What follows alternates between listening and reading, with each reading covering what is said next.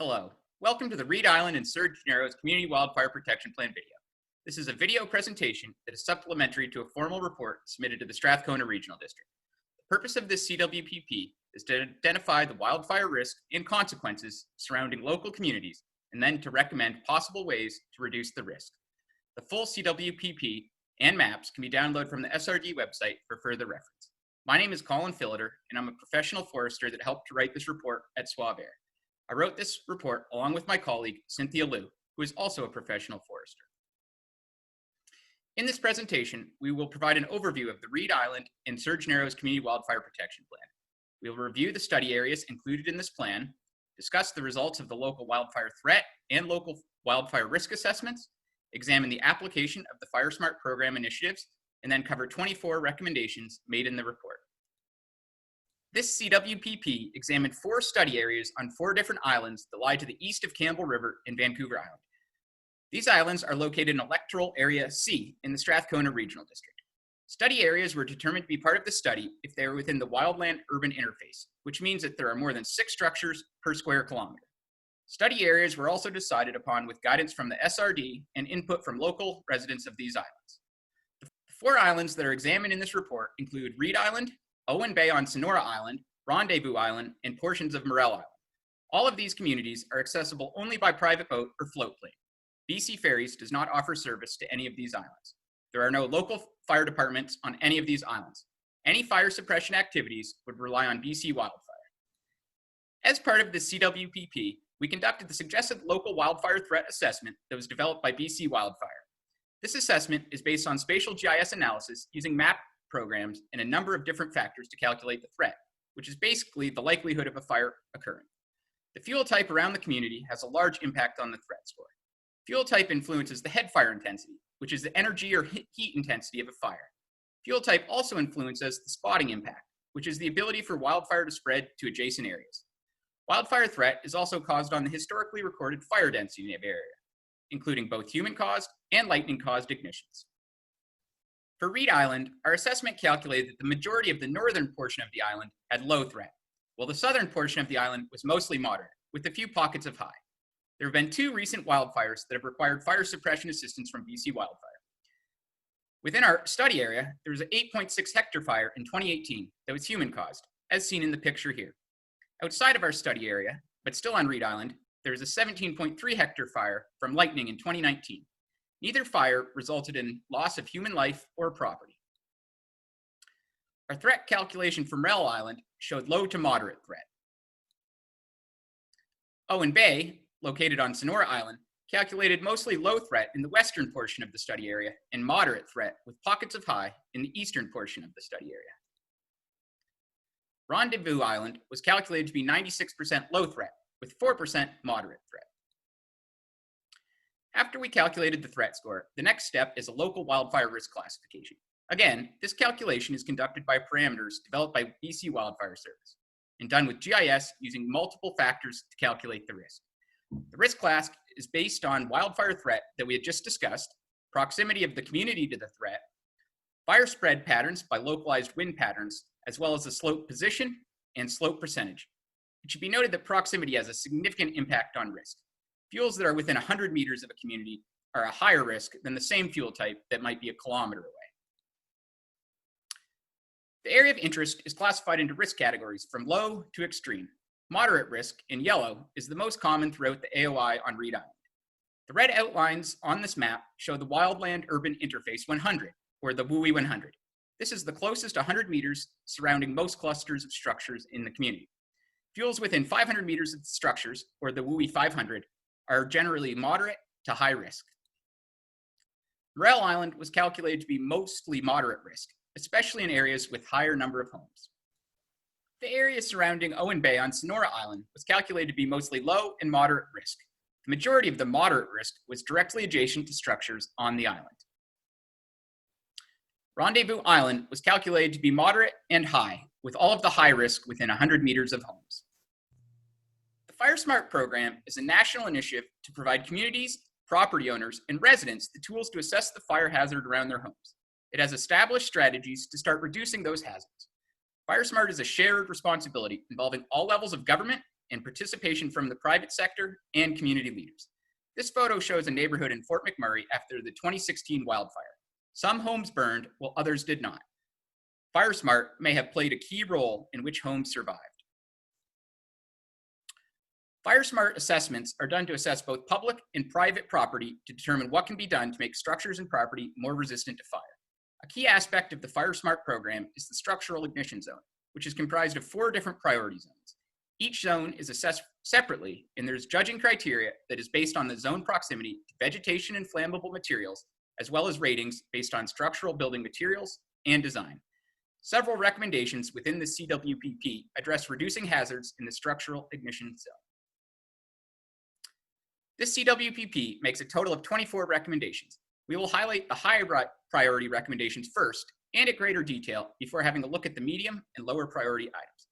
Recommendations were prioritized based on their relative importance to reducing the likelihood of a wildfire spreading into the community, reducing impacts to critical infrastructure and property, and reducing negative economic and social impacts to a community.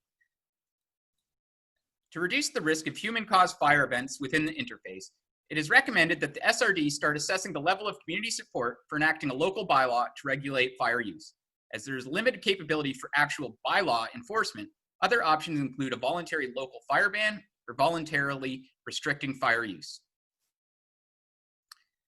These study areas do not currently have specific evacuation plans. Emergency evacuation routes, muster points, and emergency procedures should be developed and made available to the residents in these areas, as well as posted on the SRD website. To improve community FireSmart awareness and start the implementation of FireSmart, a FireSmart representative should conduct a FireSmart community hazard assessment for each of the priorities listed on the islands, which can be seen in Table 7. Additionally, a FireSmart hazard assessment should be made available to any property owner who wishes to undergo an assessment. To assist private landowners who have undergone FireSmart vegetation management, waste disposal should be provided. As logistics of this can be difficult because of the remote location of the areas, public funding should be researched and the use of local contractors considered. To reduce the ignition risk of homes from wildfires, property owners should be made aware of preferred FireSmart building materials and encouraged to use them.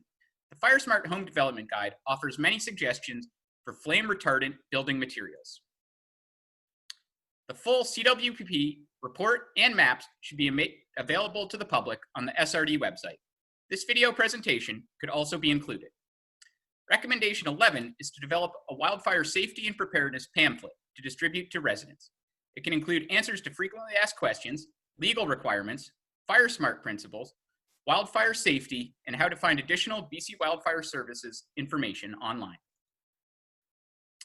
As there are no fire departments or local fire suppression coverage in the study areas, communities will need to potentially suppress a fire that threatens their home. A checklist of necessary equipment and emergency supplies should be provided to the local communities, such as the Surge Narrows Community Association. This way, they are aware of what equipment and tools would be required to suppress a fire.